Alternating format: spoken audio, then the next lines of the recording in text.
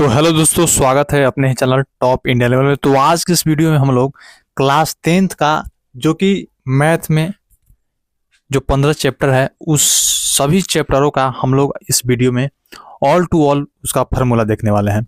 क्योंकि मैथ में अधिक अंक स्कोर करने के लिए आप लोगों को फार्मूला को याद रखना बहुत जरूरी है और बहुत हेल्प करता है मैथ को बनाने में। ठीक है, इसलिए मैथ को एक अलग मैथ का जो फॉर्मूला जितना भी है उसका एक अलग कॉपी पर क्या कीजिए है नोट कर लीजिए। ठीक है, देखिए तो सबसे पहले स्टार्ट करते हैं जो पहला चैप्टर है जिसका नाम है वास्तविक संख्या। उसको में कितना फॉर्मूला होता है ये भी हम लोग देखेंगे। तो देखिए वास्तविक संख्या में अगर आप कितना तो मात्र दो फार्मूला को याद कर लेते हैं, मात्र दो फार्मूला को याद कर लेते हैं तो वास्तविक संख्या कंप्लीट हो गया। तो इसी प्रकार से जितना भी चैप्टर है, या बहुपद रहे या दो चररेखीय समीकरण रहे या द्विघात बहुपद रहे या समांतर श्रेणी रहे, त्रिभुज रहे, कोई भी चैप्टर रहे, उससे कितना फार्मूला बनता है ये भी जानेंगे और फार्मूला को कहाँ कहाँ यूज होता है ये भी जानेंगे। ठीक है, देखिए तो सबसे पहले स्टार्ट करते हैं वास्तविक संख्या से। तो वास्तविक संख्या जिसको इंग्लिश में बोलते हैं रियल नंबर। देखिए तो पहला जो इसमें फार्मूला है भाज्य बराबर भाजक गुने भागफल प्लस शेषफल, जो कि बहुत ज्यादा हेल्प करता है मौसा को बनाने में, क्या करने में, यूक्लिड विभाजन परिमेयिका के जो है ना निकालते जो है वो उसी को निकालने में बहुत हेल्प करता है। ए बराबर जिसको बोलते हैं शॉर्ट में भाजक बोलते हैं ए, भाज को बोलते हैं ए, भाजक बोलते हैं बी, भागफल हो गया क्यू, अब प्लस में हो गया शेषफल आर हो गया, यानी कि बोल सकते हैं ए बराबर बी क्यू प्लस आर हो गया। ये बहुत ज्यादा शॉर्ट में ही याद करते हैं लोग, तो ये वाला ही याद करना है। जहां हो जाएगा A is not equal to zero हो जाएगा। कहने का मतलब है कि ए कभी भी जीरो नहीं हो सकता है, जीरो होगा तो फार्मूला डगमगा जाएगा। चलो आगे दूसरा जो है वो दो संख्याओं का गुणनफल। दो संख्याओं का जो गुणनफल होता है मौसा गुने लौसा होता है, मौसा गुने लौसा, जिसमें हम पहला संख्या मान लिए हैं ए और दूसरा संख्या मान लिए हैं बी। पहला संख्या ए माने हैं और दूसरा संख्या माने हैं बी माने हैं। ठीक है, तो पहला संख्या यानी कि दो संख्याओं का गुणनफल, कहने का मतलब कि दो संख्याओं का गुणनफल बराबर होता है मौसा गुने लौसा। तो मौसा को शॉर्ट में बोलते हैं एचसीएफ और लौसा को शॉर्ट में बोलते हैं एलसीएम। ठीक है, तो हो गया ए गुने बी बराबर एलसीएम गुने एचसीएफ गुने एलसीएम। देखिए इसमें कैसा क्वेश्चन पूछता है, इसमें पूछता है कि दो संख्याओं का गुणनफल दिया हुआ रहेगा, एचसीएफ कभी देता है तो एलसीएम पूछता है। एलसीएम अगर मौसम अगर देगा तो लौसम पूछेगा, अगर लौसम नहीं देगा तो मौसम पूछेगा। तो कहने का मतलब है कि इसमें ज्ञात करने के लिए रहता है कि मौसम ज्ञात कीजिए, जब आपका दो संख्याओं का गुणनफल इतना दिया है और मौसम इतना दिया है तो लौसम ज्ञात कीजिए। तो कहने का मतलब है कि इसमें तीन ठो दिल रहेगा और आपको एक निकालना होगा, जिससे कहने का मतलब कि ई दोनों दिल होगा, ई भी दिल होगा तो एलसीएम निकालना होगा। समझ गया ना, तो आप समझ जाइएगा। आगे जो है दूसरा है बहुपद। दूसरा जो चैप्टर का नाम है वो बहुपद है, क्या है, पोलिनोमियल्स। ठीक है, तो दूसरा बहुपद है और बहुपद में से भी बहुत एग्जाम में पूछता भी है। ठीक है, और पहला चैप्टर से जो कि केवल और केवल ऑब्जेक्टिव और 2 मार्क्स का पूछता है। ठीक है, तो दूसरा जो है वो बहुपद है, जो कि बहुपद में सबसे पहला जो है रेखीय बहुपद का व्यापक रूप याद करना बहुत जरूरी है, क्योंकि इससे ऑब्जेक्टिव टाइप क्वेश्चन पूछता है। एक्स प्लस बी, जिससे पूछेगा कि 5x प्लस में 6, ये बताइए क्या है, रेखीय बहुपद है कि द्विघात बहुपद है कि त्रिघात बहुपद है कि बहुघात, यानी कहे इनमें से कोई नहीं, तो एक घातीय बहुपद है, क्योंकि इसका जो व्यापक होता है एक्स प्लस बी होता है। कहने का मतलब है कि रेखीय बहुपद को ही एक घातीय बहुपद भी बोला जाता है, तो ये भी याद रखिएगा। और यहाँ पर देखिए, यहाँ पर जो घात है मैक्सिमम 1 है, इसलिए इसको एक घातीय बोलते हैं। ठीक है, और इसमें जो घात कितना हो जाएगा, 1 हो जाएगा। तो क्यों पूछता भी है, एग्जाम में भी पूछ देता है कि रेखीय बहुपद का जो घात होता है कितना होता है, तो 1 होता है। आगे हो जाएगा द्विघातीय बहुपद का जो व्यापक रूप वही ax² प्लस bx प्लस में c हो जाएगा, और c जो होता है हमेशा अचर मान होता है। ठीक है, और उसी प्रकार से त्रिघातीय बहुपद का व्यापक रूप हो जाएगा ax³ plus bx² plus cx plus में d। इसमें d जो हो जाएगा वो क्या हो जाएगा, इसमें d जो हो जाएगा वो अचर मान हो जाएगा, और जो a होता है कभी भी जीरो नहीं हो सकता है, यानी कि a is not equal to zero. यहाँ कभी भी जीरो नहीं होगा, अगर जीरो होगा तो डगमगा जाएगा। ठीक है, फार्मूला डगमगा जाएगा। आगे है द्विघातीय बहुपद का सूत्र यानी कि जो द्विघात बहुपद ज्ञात करने के लिए सूत्र है। कहने का मतलब है कि जब शून्यक दिया हुआ रहेगा और द्विघात बहुपद पूछेगा तो उसका सूत्र होता है, वो सूत्र होता है देखिए A X square minus A alpha plus beta into X plus में अल्फा इंटू बीटा होता है। तो इसको पक्का याद कीजिएगा मेरे भाई, क्योंकि यह इससे इस फार्मूला से 2 मार्क्स का भी पूछता है, जो कि सत्याता जांच करने के लिए पूछता है।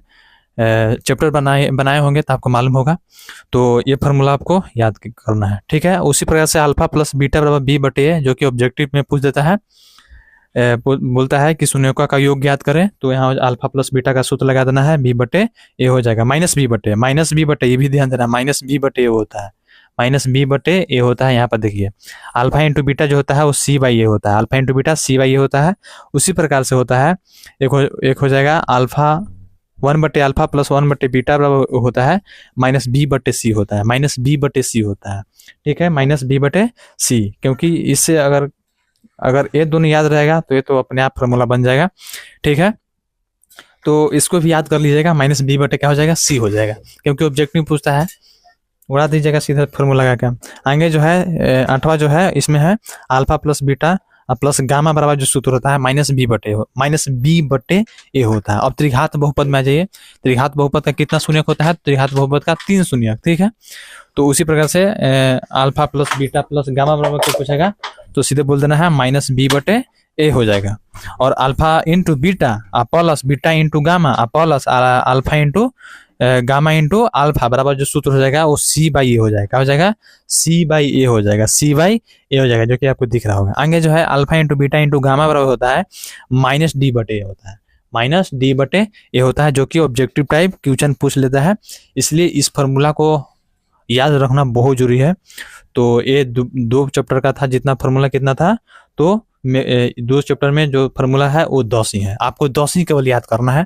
ये इतना खाली फार्मूला याद कर लेते हैं, द्विघात बहुपद क्लियर हो जाएगा। और इतना में जितना भी टाइप क्वेश्चन बनता है इससे बना लेते हैं तो आपका क्लियर हो जाएगा, सब क्लियर हो जाएगा बहुपद में से। चलिए जो तीसरा चैप्टर है, जो कि तीसरा चैप्टर का नाम है 2 चर वाले रेखीय समीकरण। 2 चर कहने का मतलब है कि इसमें 2 चर रहेगा, एक से वाई कुछ भी चर कहने का मतलब कि ए से लेकर जेड तक को चर बोलते हैं। तो इसमें क्या रहेगा, 2 चर रहेगा। तो जो 2 चर हो गया। रैखिक समीकरण कहने का मतलब कि रैखिक समीकरण टाइप रहेगा, बराबर के ऊपर क्या रहेगा, कोई कुछ जीरो रहता है उसको क्या बोलते हैं, समीकरण बोलते हैं। इसमें रैखिक रहेगा, एक घातीय लिखा रहेगा, ठीक है। तो याद रखना है, क्या रखना है, याद रखना है। आगे जो हो जाएगा, देखिए इसमें फार्मूला क्या क्या बनता है, तो इसमें मात्र 3 फार्मूला है, इसमें मात्र 3 फार्मूला है, उसको खाली याद कर लेते हैं तो 2 चर रेखीय समीकरण जो है वो पूरा कंप्लीट हो जाएगा, ऑब्जेक्टिव सब्जेक्टिव, ठीक है। इससे बता दें, इससे केवल ऑब्जेक्टिव पूछता है और 2 मार्क्स वाला पूछता है। और इससे जो होता है इससे तीनों पूछता है, ऑब्जेक्टिव पूछता है, सब्जेक्टिव पूछता है। सब्जेक्टिव में 2 मार्क्स और 5 मार्क्स दोनों, 5 मार्क्स में ग्राफ पूछ देता है। तो इसको कंप्लीट रखना है, क्योंकि देखिए यहाँ पर हो जाएगा क्या a1 बटे a2 is not equal to b1 बटे b2, यानी कि a1 बटे a2 बराबर नहीं है b1 बटे b2 के। जब बराबर नहीं रहेगा तो उसका जो हल हो जाएगा वो एक हल होगा, क्या होगा, एक हल होगा। कभी कभी क्या होता है कि एक हल ना देकर कभी कभी देता है संगत। तो हम लोग को जब इसका ये भी याद रखना है कि संगत भी होता है, इसको अविरोधी भी बोला जाता है, ठीक है। तो अविरोधी या संगत, ठीक ना। तो a1 बटे a2 बराबर नहीं रहेगा b1 बटे b2 को, तो या तो एक हल हो सकता है, या तो संगत हो सकता है, या तो अविरोधी होगा। जब इसको ग्राफ में दर्शाइएगा, ना तो प्रतिच्छेदी होगा, यानी कहने का मतलब है कि ऐसे एगो बिंदु पर क्या होगा, कटेगा। जब इसका मान क्या कीजिएगा, पुट कीजिएगा ग्राफ में तब। अब आगे जो हो जाएगा a1 बटे a2 बराबर रहेगा b1 बटे b2 के, और बराबर फिर जो c1 बटे c2 है उसका बराबर नहीं रहेगा, तब इसका कोई हल नहीं होगा, कोई हल नहीं होगा। क्योंकि देखिए जब एक बिंदु पर काटा इसलिए एक हल हो गया, ठीक है। और जब एक को कहने का मतलब है कि समानांतर, इसका जो ग्राफ होता है वो समानांतर होता है।